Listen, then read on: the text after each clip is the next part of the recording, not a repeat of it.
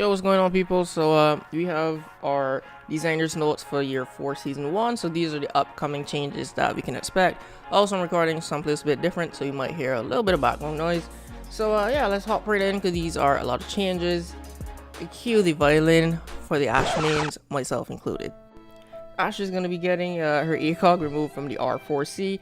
Ash is very popular and very strong within the balanced team. We're challenging whether or not all attackers have ACOGs by default, and feel as if Ash is a great place to learn what impact the removal of the attacking ACOGs will have. Also, her R4C is currently picked 99% of the time, and this should help balance her weapon pick rate a bit more. Me personally, I don't like this change. You know, obviously losing an ACOG isn't good. Maybe this is karma for me making one too many jokes about Jaeger losing his. But the one reason I like this is because I'm blind as fuck. I need all the ACOGs. I can't see shit with those other small sights. I mean, I wear glasses, but they're basically a fashion statement. Them bitches don't work. I'm still blind when I put them on, so I need ACOGs on everyone. So if they start taking ACOGs off of all the attackers, well, most, I don't know. I'm gonna have to start picking only the AD operators that have ACOGs. But in all seriousness though, it isn't that bad because G36 is a really good gun. It's just always secondary to the R4C. It's like, why would you pick it? Well, now you have a reason to, because it's the only one that has an ACOG. So I think people will either go to using that, or they'll just stick to using the R4C with the smaller sights because they have better vision. I'm not salty. Moving on to Maverick. Increased swap time between the Suri Torch and his weapons. His ability to quietly make a hole in a reinforced wall and quickly swap to a weapon to punish defenders is difficult to counter, so we will be increasing the amount of time it'll take for him to swap from the blowtorch to a weapon. We investigated making the sound louder, but that will require audio work and we cannot complete right now, and is therefore on the backlog of potential future changes. So yeah, we can see that in the future. You know, Maverick can finally keep noise from his blowtorch. Moving on over to Dokkaebi, this is a change that we were supposed to get for a long time. After 18 seconds, phone calls from Dokkaebi will hang up on their own.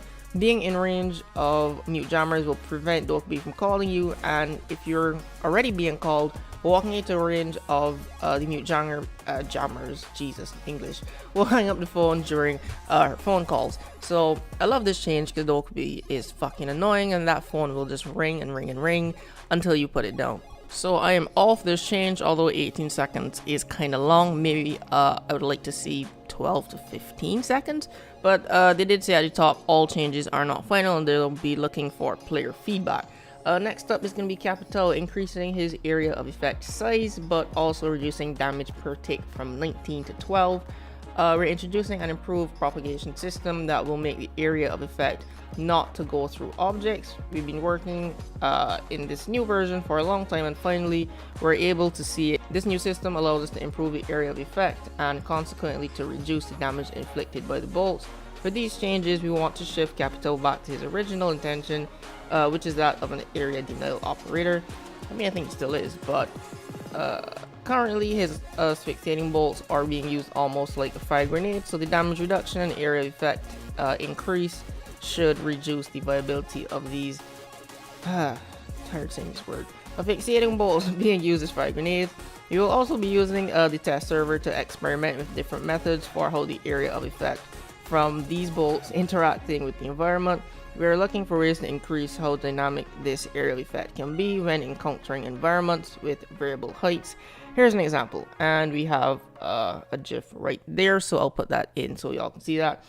Clash, not even Clash, all the shield people are getting nerfed fucking finally. So Clash is gonna get her muzzle brake removed from her machine pistol, so that's gonna be more recoil for her. The muzzle brake on Clash's machine pistol is the worst choice in all scenarios now that it is fully automatic, so we are removing it. This is going to be Legion's second nerf, reduced gold mine damage per tick from 8 to 4.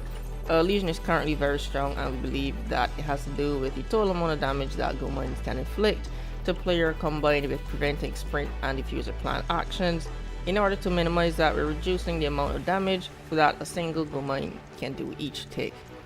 I mean, I'd like to see them reduce the damage to 2 and maybe stack them, you know, the more gold mines you step on, then your damage would increase. I'd like to see that change, but I doubt they'll do that. Breaching charges. This was an interesting change I didn't expect, but kind of like it. Deployment animation is now much faster. Damage on attacker's side is reduced from 150 to 50. So you know, people won't blow up themselves anymore. Damage area of effect on the defender side is increased. Lethal damage area of effect on defender side is reduced. We wanted to make the breach charge safer and more comfortable for the attackers to use. I mean, it was fine to me, but I guess maybe on their data side they saw a lot of people killing themselves with them. And for the current status, the first up is going to be the deployable shield. We're reworking the deployable shield, which has always been difficult to place properly and also offered very little insight into whether or not your body was protected. We're reworking how the shield functions and how it's used within the game. Next up is going to be shield operators. We're aware that the current playstyle for ballistic shields heavily favors direct gunfights instead of teamwork and tactical positioning. We're looking into addressing it by slowing down the speed of aiming down sights while having a shield equipped. So basically, all the shield ops are going to have a slowdown ADS time.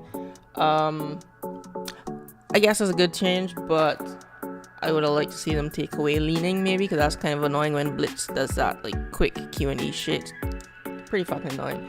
Next up is Lion. As mentioned in the intro and in the designer's notes from year 3 season 4.2, the Lion rework is in progress. More details will be at the 6th invitational. Glaz. We want to bring Glaz back to the original intention of being able to hold an angle or corridor and lock it down without being a very strong entry fragger. I mean, there's only one way to do that, just take away the fucking thermal sights. And lastly, Blitz. We recognize that Blitz is one of the more frustrating operators to play against. Increasing the amount of time required for him to aim down sights with this pistol is one of the ways we hope to alleviate this.